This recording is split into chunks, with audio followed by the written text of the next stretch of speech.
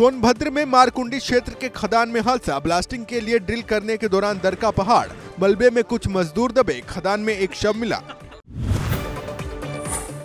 सोनभद्र में हुए हादसे का सीएम योगी ने लिया संज्ञान, राहत बचाव कार्य में तेजी लाने का निर्देश। अंधेरा होने की वजह से रेस्क्यू ऑपरेशन में हो रही परेशानी, परिजनों को खदान में दबे लोगों के सकुशल वापसी का इंतजार।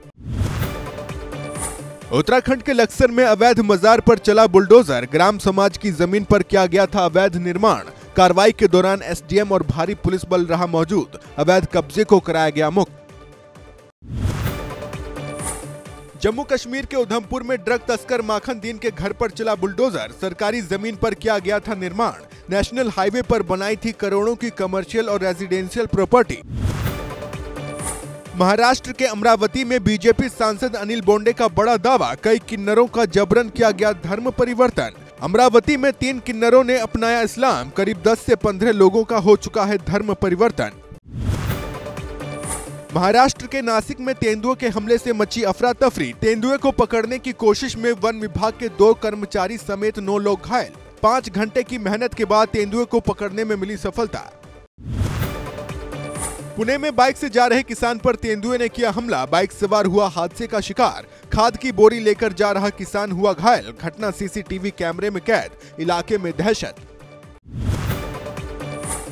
भगवान बिरसा मुंडा की जयंती पर सोनभद्र में सीएम योगी ने 548 करोड़ की लागत वाली कई परियोजनाओं का किया उद्घाटन और शिलान्यास। मिशन शक्ति के तहत महिला पुलिस कर्मियों को सौंपी गई 25 स्कूटी।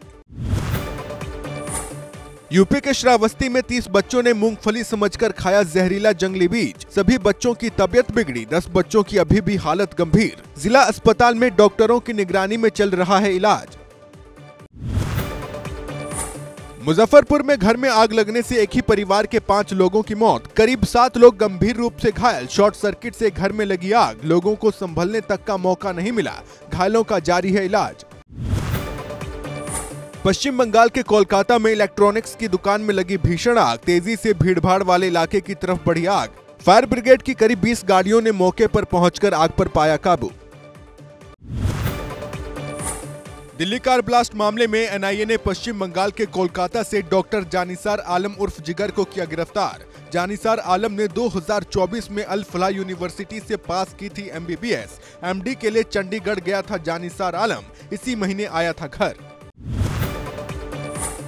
नॉर्थ वेस्ट दिल्ली के वजीरपुर इंडस्ट्रियल एरिया में एनआईए और दिल्ली पुलिस की स्पेशल स्टाफ ने की जांच, सीसीटीवी कैमरों को खंगाला गया, चाय वाले से भी की पूछताछ। धमाके से पहले इसी इलाके में आया था उमर।